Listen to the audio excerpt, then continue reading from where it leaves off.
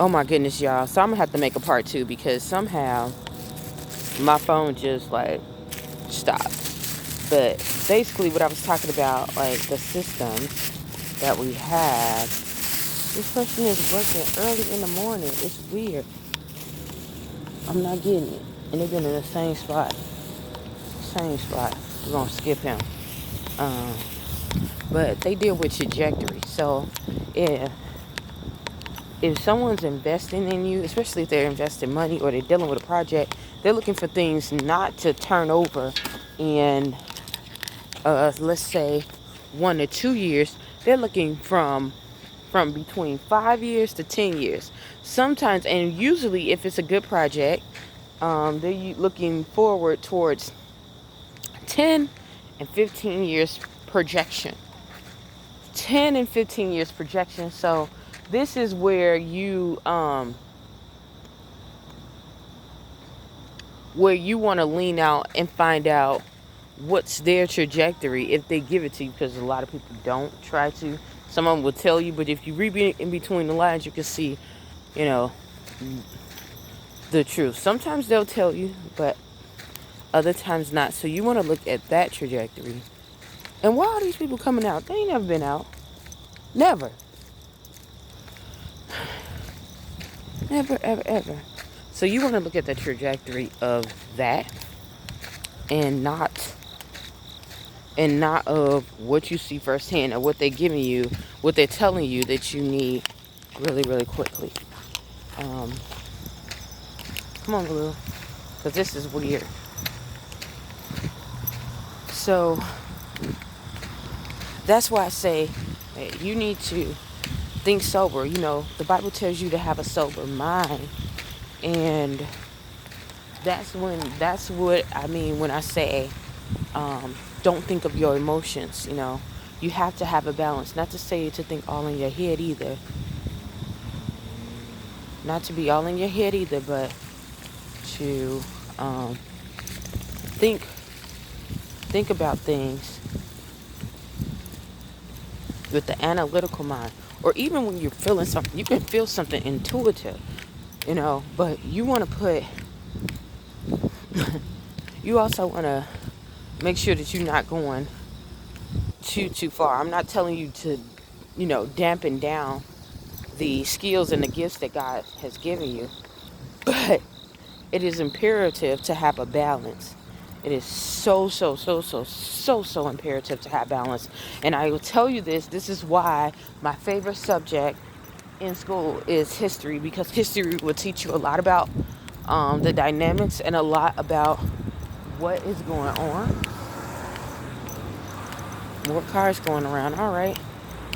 And it's like about 4 or 5 in the morning. So, anyhow, it'll tell you a lot.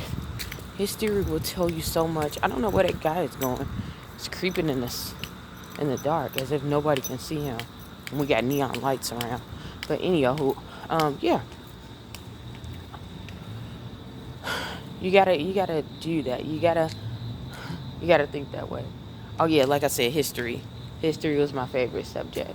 Still is, because if you learn about history, and that's one thing why you'll see, if you can learn the history about something else, you can kind of see how the dynamic of how most people are going to go. Not everyone, but a lot of people. You'll see a lot of different dynamics. Come on.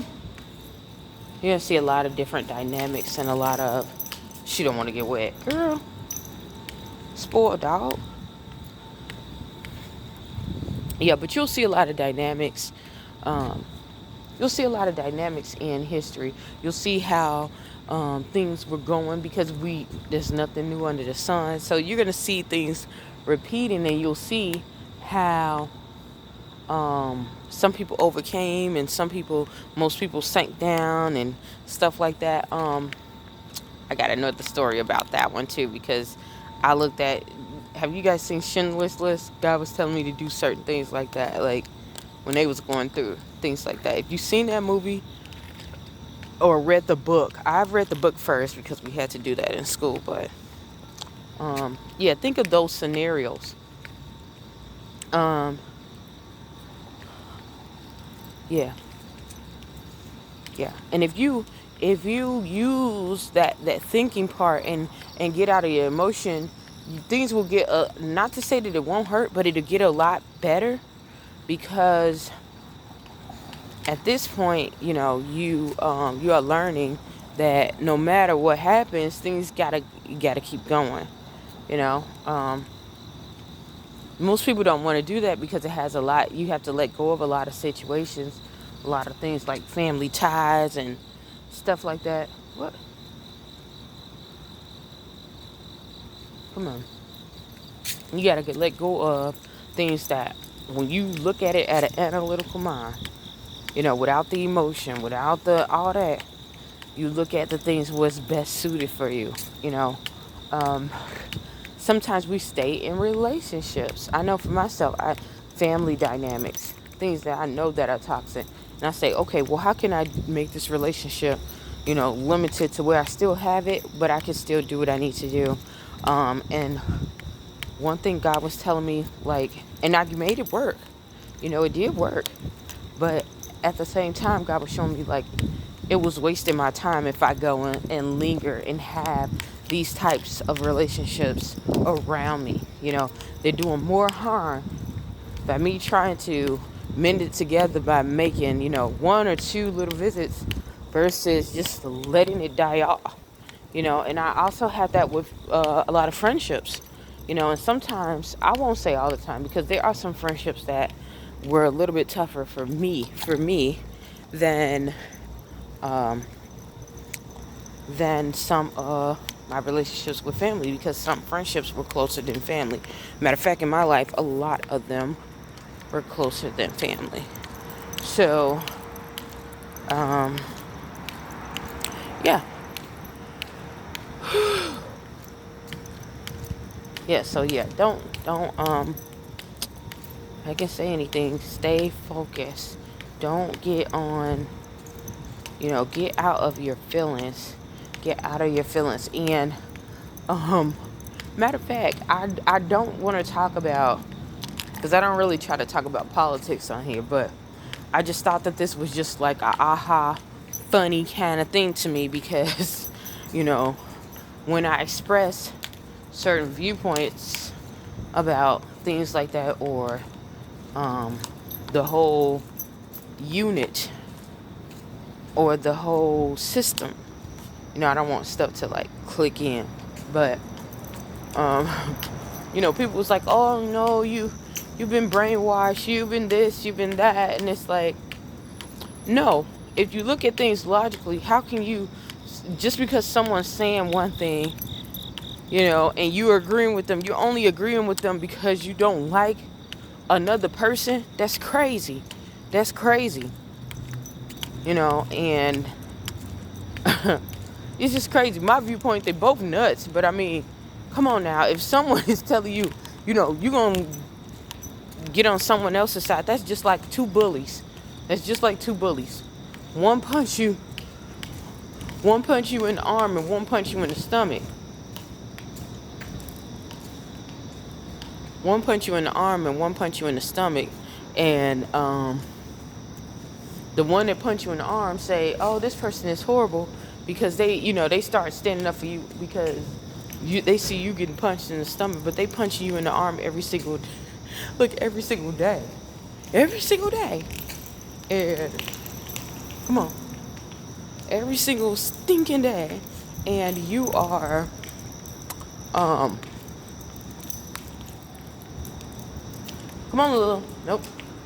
You're getting punched every single day, and they're like, oh, well, this person is bad. They're not telling you that they're punching you in the arm, and once that person stop punching you in the stomach, they're gonna get that person to get you to, to stop punching you in the stomach, because they want to seem like the hero. So now you feel relieved. Oh yeah, this person, they finally got out. But in the meantime, not only are they gonna punch you in the arm, when they get that person off, they're going to punch you in the stomach and punch you multiple times now, twice as much, because they see that you've endured that, so it's nothing new to you. You're going to be trained like, this is the type of nonsense. This is the type of nonsense that we're like, The people are in and they're like, oh, well, one is better than the other. No, it's not. Look, no, it's not. I'd rather get punched in the arm than get punched in the stomach. Okay. All right. If that's what you say, but what if you still gonna get punched in the stomach anyway? So, hopefully that's a good analogy. Even though I don't try to get on that topic, but it's definitely a learning. What? Come on. You doing that mess again. So it's definitely a learning. She don't want to get wet. Come on. You're going to go in the house. Don't worry. You're not going to be wet. I promise you. She's like, I don't care, Mom. I don't want to be wet. But that's the learning. That's the thing that they that will happen if you are not sober minded. The goal is, if you can, is to not be abused, not to go and just say, okay, well, I'm gonna go with this person because it sounds like, so we're seeing the repercussions with all of that. Just like dealing with toxic individuals, learn a lot about that. You learn about history. You can learn how to navigate, how to get up out of these situations that are like that. For me, I know what my master, what my creator told me to do, and it was just like history. It was just like history. Like, have nothing to do with them. Cut them off. If you're dealing with someone or they're playing games and especially if someone who's being very charismatic, they're dealing with your emotions, cut them off. And I'll tell you this, it takes a longer time to cut someone off if they are very nice, if they seem nice on the outside. That's how you get taken advantage of for the most part. I know in my life, I got taken advantage of plenty of times that I had to wake up to it. Sometimes I already knew I was getting played, but I didn't know how to get up out of it because the manipulation was so charismatic. It was so sweet. It wasn't the hard things. And I mean, it was layers on top of layers on top of layers of charismatic, and people acting as if they care. So now in my life, I see the signs, if it's over care sometimes, and not only that, look at time. Time reveals a lot. Time reveals a lot. If somebody is trying to do some slick stuff, or they'll try to make you rush into things, and don't feel bad. Do not. And when I say do not feel bad. Do not feel bad if you feel like, oh, this person is moving too fast, to say no, slow down. Somebody who really respects you, who really care about what you're saying or how you feeling, is going to they're going to respect that. But the people who don't, listen, I don't give a care what it is. They got this new opportunity. Another opportunity will come if they really care. And it might not be identical, but it'll be the best for you. If you're not ready for an opportunity, then it's not for you. So stop thinking like, oh, I just missed this opportunity, blah, blah, blah. Never had it happen. I always had another opportunity come to me when I needed it and at the right time, and it was the best opportunity for me. So, yeah. Think of it that way.